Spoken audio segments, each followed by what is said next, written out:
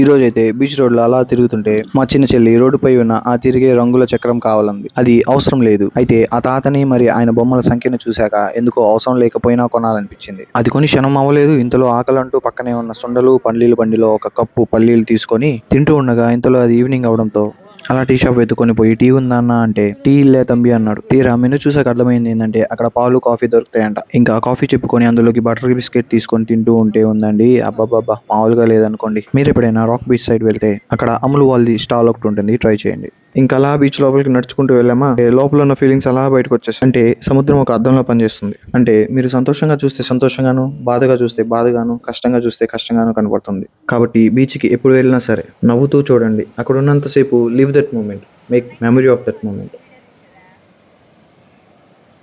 ఇంకా అలా బీచ్ నుండి బయటకు వచ్చి పక్కనే ఉన్న ఆర్ట్ గ్యాలరీలో దూరం. ఇక్కడేమో నో ఫోటోస్ అలౌడ్ అంట. ఒక పెద్ద ఆయన మా వెనకే తిరుగుతున్నాడు, ఎక్కడ ఫోటోలు తీసేస్తామా అని. ఇంకా ఆయనకైతే తెలియకుండా ఒక షాట్ అయితే తీసేసాం. ఇంకా బాగా లేట్ అయింది. ఒక పక్కనేమో ఆకలేస్తుంది.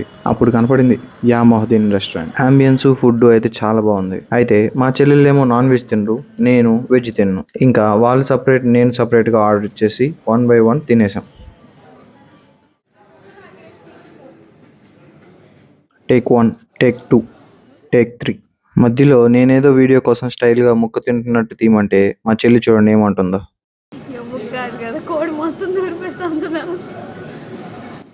ఫుడ్ అయితే తినేసాం కానీ వీళ్ళు చూడండి ఏదో చెఫ్లో మాస్టర్స్ చేసినట్టు ప్లేట్ అంతా గార్నిష్ అనే పేరుతో గలీజ్ చేసి పెట్టారు. అయితే అది మరి ఇవాల్టి వీడియో. ముందు రాబోయే వీడియోలు చూడాలనుకుంటే subscribe to my channel shine with Surya.